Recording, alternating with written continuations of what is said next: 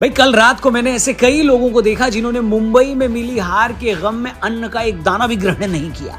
कुछ तो ऐसे भी लोगों को मैंने देखा जो पुणे में हार के बाद से ही मानकर बैठे थे कि इंडिया मुंबई टेस्ट भी हारेगी। मगर यार मुंबई टेस्ट हम हारते नहीं अगर इंडिया के साथ चीटिंग नहीं होती। कौन सी चीटिंग, वीडियो में आगे बताते हैं। नमस्कार, मैं हूं रौनक, क्रिको देख रहे हैं आप। तो कल भारत ने इस साल का अपना आखिरी टेस्ट मैच खेला और अब भारत अपना अगला होम सीरीज अक्टूबर 2025 में वेस्टइंडीज के खिलाफ खेलेगा। और ऐसे कयास लगाए जा रहे हैं कि भारतीय टीम की ओर से विराट, रोहित, जडेजा और अश्विन को अब दोबारा भारत में टेस्ट क्रिकेट में नहीं देखा जाएगा। हालांकि इस वक्त ये सिर्फ मनगढ़ंत बातें हैं, पर ऐसा हो जरूर सकता है। और अगर ऐसा हुआ तो ये इस चौकड़ी के लिए बहुत ही दुखदाई बात होगी कि एक साथ खेलते हुए ये चारों अपना आखिरी सीरीज गंवा बैठे और वो भी व्हाइट वॉश करा के हार गए। व्हाइट वॉश बुरा लगता है भाई। कोई टीम इंडिया के बैटर्स को कोस रहा है, कोई गेंदबाजों को कोस रहा है, कोई कप्तान को कोस रहा है, कोई कोच को। मगर कुछ देर के लिए टेस्ट मैच के तीसरे दिन अंपायर्स को भी जमकर गालियां पड़ी जब टीवी अंपायर पॉल राइफल ने ऋषभ पंत को आउट दे दिया। अब तक तो आपने भी ऋषभ पंत के आउट होने वाले वीडियो को रिवाइंड कर करके देख लिया होगा और आपके हिसाब से क्या वो आउट थे क्या? कमेंट करके जरूर बताना। बाकी मैं आपको बताता हूं कि रोहित शर्मा ने ऋषभ पंत के उस कंट्रोवर्शियल विकेट पर क्या कहा और क्या उन्होंने जो कहा वो सही कहा। पर उससे पहले एक सवाल जो जनता बीसीसीआई से लगातार पूछ रही है वो ये कि जब आपके पास इतना सारा पैसा है तो क्रिकेट के खेल में आप उसे इस्तेमाल क्यों नहीं करते? कहने का मतलब है जब हॉटस्पॉट नाम की टेक्नोलॉजी मार्केट में है तो उस तकनीक को भी क्यों नहीं इस्तेमाल किया जाता? अगर ये टेक्नोलॉजी मुंबई टेस्ट में इस्तेमाल की गई होती तो शायद पंत आउट ना होते और इंडिया पर व्हाइट वॉश होने का धब्बा न लगता। क्योंकि न्यूजीलैंड के खिलाफ लक्ष्य का पीछा करते हुए टीम इंडिया को उस समय बड़ा झटका लगा जब ऋषभ पंत को एजाज पटेल की गेंद पर थर्ड अंपायर ने कैच आउट करार दे दिया।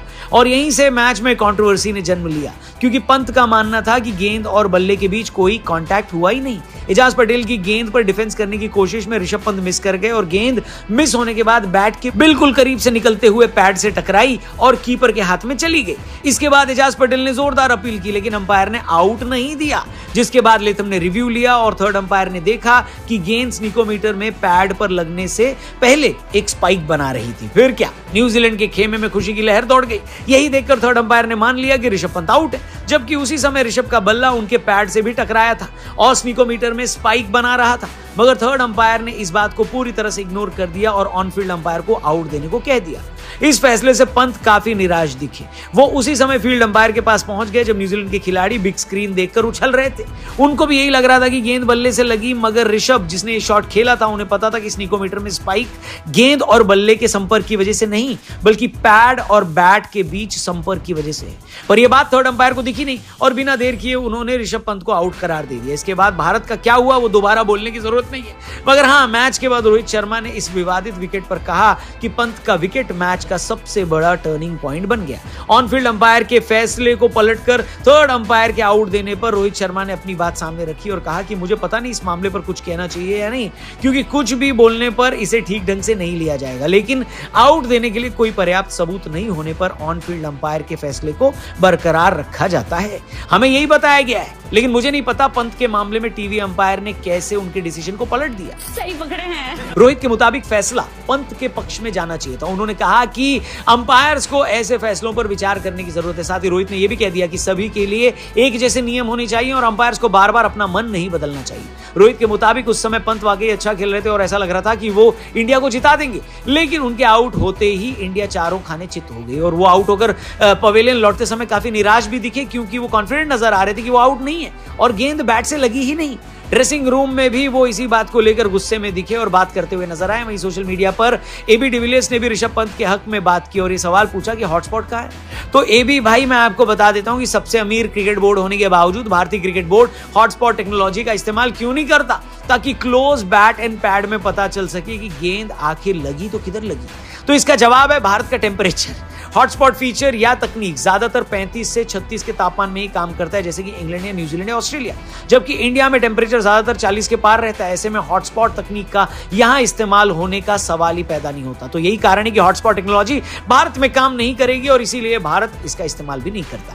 हालांकि भारतीय टीम जब इंग्लैंड या ऑस्ट्रेलिया दौरे पर भी जाती है तब भी वो हॉटस्पॉट तकनीक के इस्तेमाल से परहेज करती है क्योंकि इस तकनीक में बोर्ड को कई कमियां नजर आती हैं और इसीलिए हम भारत के विदेशी दौरों पर इस टेक्नोलॉजी का इस्तेमाल होते नहीं देख पाते और उसकी जगह स्निकोमीटर का इस्तेमाल होता है। जबकि दूसरी टीमें जब खेलती हैं तो वो स्निकोमीटर नहीं बल्कि हॉटस्पॉट का उपयोग करती हैं। ऐसा है क्या? पर यार अगर मुंबई टेस्ट में हॉटस्पॉट होता तो शायद ऋषभ पंत आउट होने से बच जाते और टीम इंडिया न्यूजीलैंड के हाथों व्हाइट वॉश होने से बच जाती, है कि नहीं? वैसे आपकी क्या राय है ऋषभ पंत के विकेट के बारे में? क्या वो सचमुच थे आउट या इस विकेट में आपको भी लग रहा था डाउट? जो भी आपको लगे कमेंट करके बताना, चैनल भी सब्सक्राइब करके जाना। क्रिको पर मिलेंगे कल एक और कड़क वीडियो के साथ। Thank you for watching, good bye, जय हिंद। हेलो दोस्तों, मैं हूं सुनील और आपने जो वीडियो देखी है उसमें इंडिया 3-0 से वाइट वॉश हो चुकी है। और आपने जो पुराने खिलाड़ियों को देखा है, जैसा कि वीडियो में बताया जा रहा है कि ये पुराने खिलाड़ी अब घरेलू टेस्ट मैच की सीरीज में नहीं दिखाई देंगे, तो ऐसा हो भी सकता है और ऐसा नहीं भी हो सकता। होने के चांस 10% है और ना होने के चांस 90% है, क्योंकि घरेलू में बेशक ना सही लेकिन बाहर के पिचों पे, बाहर के टेस्ट मैचों में जो कि ये पुराने खिलाड़ी है, इनको तजुर्बा ज़्यादा है तो इनको मौका ज़रूर मिलेगा। और तीसरा टेस्ट मैच हारने की असली वजह ही ऋषभ पंत की को गलत आउट देना है एम्पायर को। अगर एम्पायर को नहीं जान पड़ रहा है कि बैट पैड से लगी है कि नहीं लगी है, या बॉल छुई है या नहीं छुई है, तो उसे थर्ड एम्पायर को इशारा करना चाहिए था, लेकिन उसने ऐसा नहीं किया और इसमें गलती एम्पायर की है। बहरहाल इंडिया 3-0 से वाइट वॉश हो चुकी है। आपको क्या कहना है इंडिया की बैटिंग के ऊपर, कमेंट सेक्शन में ज़रूर बताइएगा।